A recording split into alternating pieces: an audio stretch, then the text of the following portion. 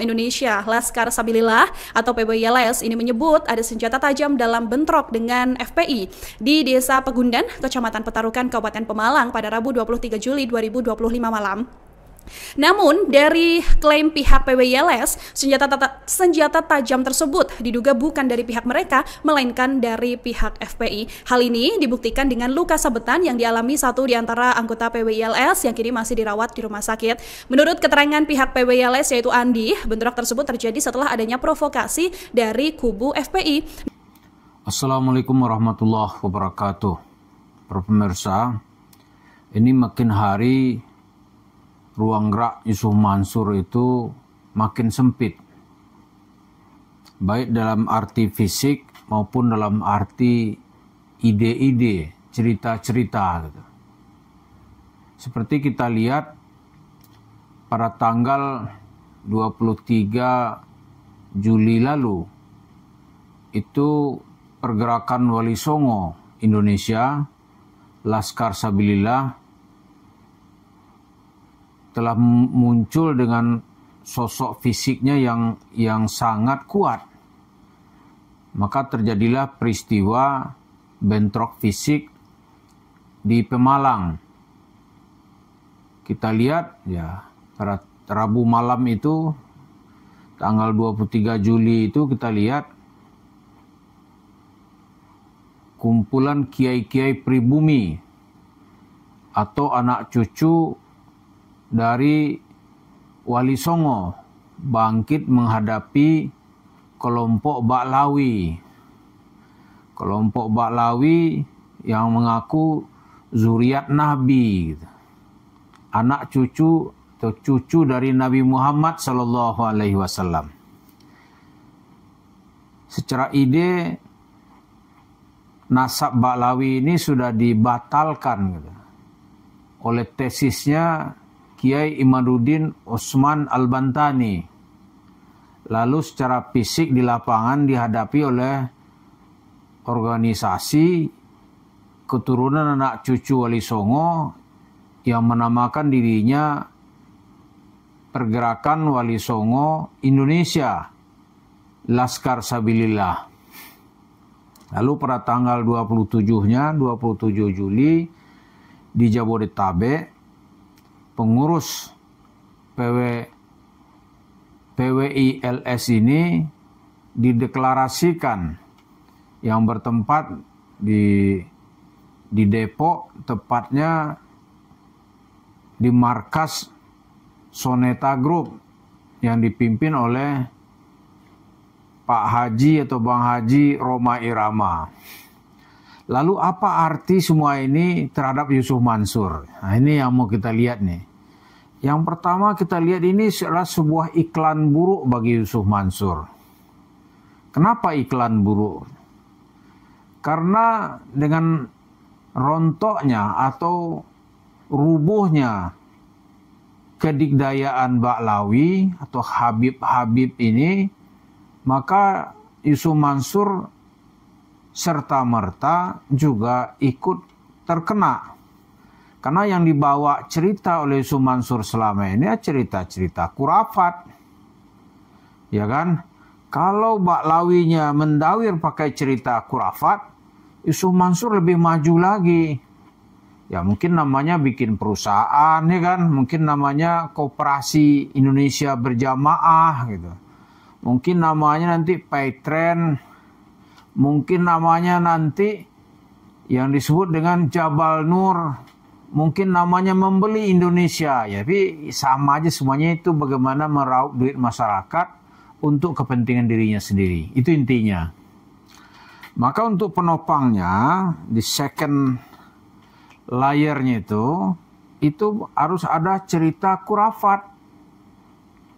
Cerita-cerita yang tidak ada dasarnya, yang tujuannya bagaimana membuat orang percaya gitu, bahwa apa yang ditawarkan oleh Yusuf Mansur itu benar-benar akan bisa terwujud dalam arti yang sesungguhnya.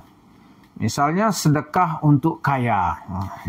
Padahal yang kita tahu sedekah itu bukti kedekatan hati kita kepada Allah. Nah, orang bersedekah.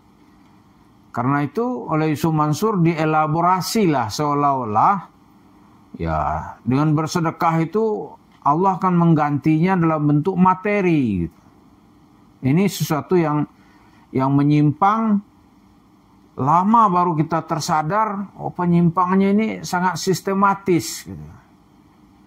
Jadi kalau kita bandingkan dengan cerita para Habib ini ya ceritanya juga vulgar. Ya kan? Ceritanya vulgar, bahkan dia seolah-olah bisa memasukkan orang ke dalam surga. Misalnya Habib Al-Haddad misalnya, atau Habib Al-Haddad. Itu katanya bisa memadamkan neraka dengan kelingking. Ini kan auzubillah banget ini. Cerita sesat gitu. Kemudian, tuh ngeri-ngeri ceritanya. Ada orang meninggal, tukang jual kacang, gitu kan. Lapor ke Habib, Beb, si Muhammad meninggal. Yang suka jual kacang malam-malam, mungkin kasih kacang ke Habib. Di dengan modal sebungkus kacang, Habib nanti buat surat atau KTBLC gitu. Taruh nanti nih ya di dekat kepalanya. Nanti pas ditanya malaikat, lu kasihin ini memo. Malaikat tahu ini muridnya Habib, nggak akan ditanya lo sampai dunia kiamat. Nah, Yusuf Mansur ini, cerita seperti ini juga dia elaborasi. Misalnya cerita ibunya lagi taklim dengan Siti Khadijah. Atau malaikat memperkenalkan dia ke Nabi Muhammad. Malaikat Jibril. Hebat nggak? Dia bilang, ya Muhammad, hadza Yusuf Mansur. Muhammad ini Yusuf Mansur. Yang juga perlu dikasih mandat untuk memberi syafaat kepada orang lain. Kurang ajar nggak tuh? Modalnya apa? Modalnya adalah baca salawat. Aneh salawatin. Karena salawat itu bagi Yusuf Mansur alat untuk mencuri secara legal. Gitu. Kan ngeri ini. Alat pencurian gitu. Aneh tunjuk. Ya kan? Salawatin. Tunjuk, ambil, bawa. Disalawatin, tunjuk, ambil, bawa. Nggak dibayar. Kalau ada yang mengikutinya, ditangkap polisi. Iya kan? Jadi dengan runtuhnya kedikdayaan Ba'lawi ini, Yusuf Mansur nggak bisa seenaknya sudah. Orang juga akan mengarah ke dia. Kalau selama Yusuf Mansur, sukses sekali dia. Dia datang ke masjid itu kan, dia bawa paket. Itu rumah tahfidznya dia jual-jual itu untuk dapat duit. Rumah tahfidz, Darul Quran. Maka singkat cerita ini ada kesempatan emas. Bagaimana kita berbisnis. Orang Islam jangan ketinggalan. Tertipulah masyarakat dibikinnya nih. Di kota wisata Cibubur tuh dia tilep. Dia rampok. Ya kan? Dia raup duit masyarakat. Berapa jumlahnya? 55 miliar rupiah ketika itu. Lalu setelah duit ini dapat, nggak berapa bulan dia sudah punya warung steak and shake yang tersebar di mana-mana itu. Oh ini ngeri. Banyak dia bisa bangun sekali bangun gitu.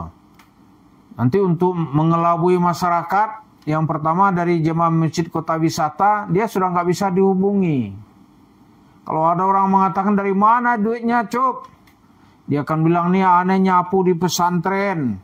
Lalu daun-daun disulap menjadi duit. 23 miliar sampah-sampah daunan di Darul Quran telah berubah menjadi duit.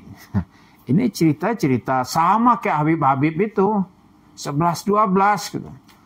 Orang kalau tidak berani mengatakan ini salah, berarti peragamanya lah yang salah. Karena kan ada itu WA dari netizen di grupnya. Sudahlah, jangan terlalu keras. Apanya yang sudah dan yang terlalu keras gitu. Perbuatannya berhenti nggak? Dia nggak mau berhenti. Dia sekarang berjuang terus meraup duit masyarakat untuk menambah investasinya di warung steak and shake-nya. Terus gimana kita mau berhenti?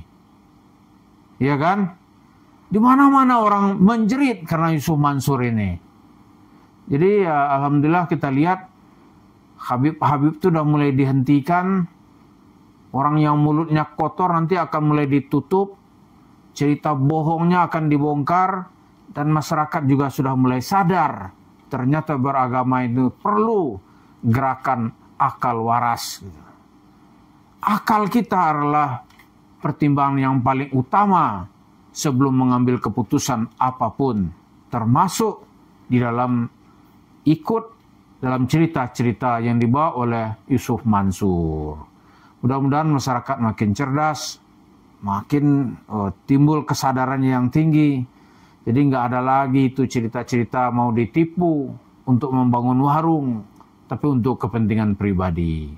Terima kasih. Assalamualaikum warahmatullahi wabarakatuh.